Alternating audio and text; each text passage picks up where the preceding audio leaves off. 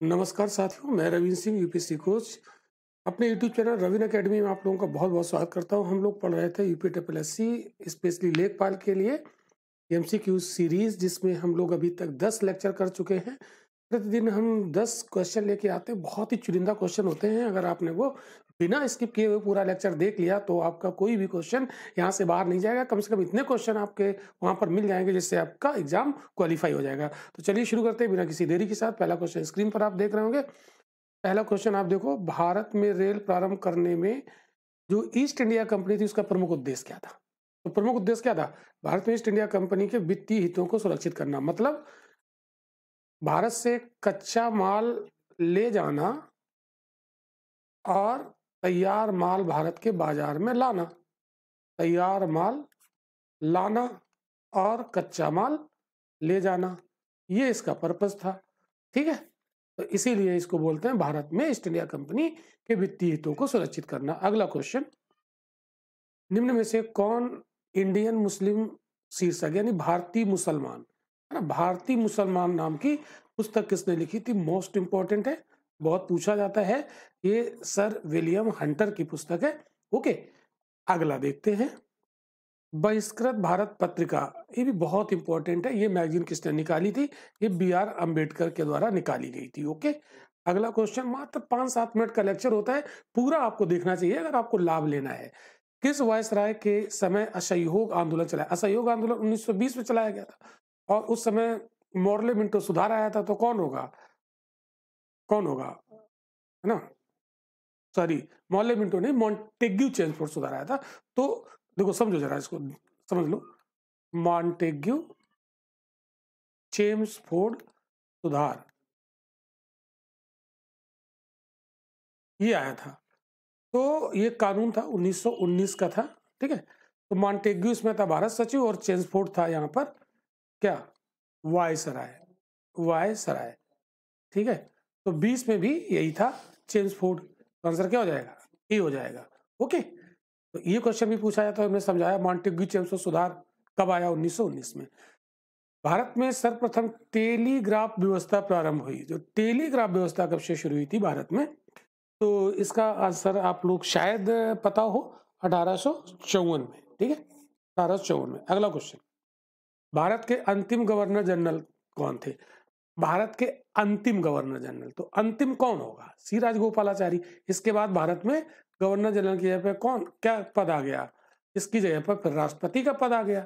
तो अंतिम governor general यही थे। ठीक है, चलिए, ये क्वेश्चन बहुत आता है बड़ा, और 2-3 क्वेश्चन यहाँ से बनते हैं, बड़ा कंफ्यूजिंग होता है। देख लो, स्वतंत्र भारत के प्रथम गवर्नर जनरल। भारत आजाद हुआ, आजादी के समय लॉर्ड माउंटबेटन थे। आजाद हुआ तब भी लॉर्ड माउंटबेटन। तो आजाद हो गया भारत, तो आजादी के जस्ट पहले भी लॉर्ड माउंटबेटन, और माउंटबेटन ने ही आजादी दिलाई। तो आजाद भारत के भी पहले गवर्नर लॉर्ड माउंटबेटन। ठीक है, क्लियर हुआ? ठीक, अगला देखो, फिर लिखा प्रथम गवर्नर जनरल। तो प्रथम गवर्नर जनरल वारेन हेस्टिंग था। ठीक है, अगला क्वेश्चन नंबर 9, अवध विलय के समय वहां का डिप्टी कमिश्नर कौन था? तो अवध का विलय हुआ कब? 1856 में। किसने किया था? लॉर्ड डलहौजी ने। लॉर्ड डलहौजी, बहुत पूछा जाता है भाई, लॉर्ड डलहौजी। ठीक है, और यही पूछा था अवध का विलय किस आरोप पे किया था? तो कुशासन का आरोप लगाकर किया था। कुशासन, कुशासन का आरोप लगाकर अवध का विलय किया। उस समय वहां का डिप्टी कमिश्नर मेजर आउटरम था।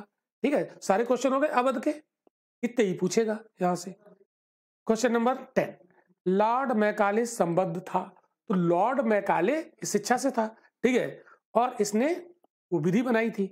और देखो, ये जो गवर्नर जनरल होता था उसकी जो एग्जीक्यूटिव काउंसिल होती थी, एग्जीक्यूटिव, गवर्नर जनरल की एग्जीक्यूटिव काउंसिल, कार्यकारी परिषद, उसका ये विधि सदस्य था। ये कौन सा था सदस्य था? विधि सदस्य था। विधि सदस्य था। और तो इसका काम क्या था? कानून बनाना, यानी विधि का संहिताकरण करना। यही उसका आंसर हो जाएगा। ठीक है, ये भी क्वेश्चन पूछा था, गवर्नर जनरल की एग्जीक्यूटिव काउंसिल का पहला विधि सदस्य कौन था? Lord Macaulay. ठीक है, तो एक आपको मैं इंफॉर्मेशन देना चाह रहा हूं, हमारा जो रवीन एकेडमी का एक ऑफिशियल ऐप है, एप्लीकेशन, जो प्ले स्टोर पर भी मौजूद है और हमारे इस वीडियो के डिस्क्रिप्शन में भी लिंक दिया रहेगा। इसको क्लिक करके आप एप्लीकेशन को इंस्टॉल कर लो अपने फ़ोन पर, लॉगिन कर लो अपने नंबर से। तो वहाँ आपको बेनिफिट क्या होगा, हमारी तरफ से गिफ्ट है। वहाँ पर आपको पीडीएफ मिलेंगे, नोट्स, और वहाँ पर मॉडर्न हिस्ट्री के नोट्स अपलोड कर दिए गए, हिंदी और इंग्लिश दोनों भाषाओं में, ये आपको फ्री मिल जाएगा। दूसरा, अगर आपको और इससे ज़्यादा एक्स्ट्रा एमसीक्यूज़ करने हैं, तो वो पर डे वहाँ पर शुरू कर दिया गया है। प्रतिदिन वहाँ पर एमसीक्यूज़ शुरू किए गए हैं।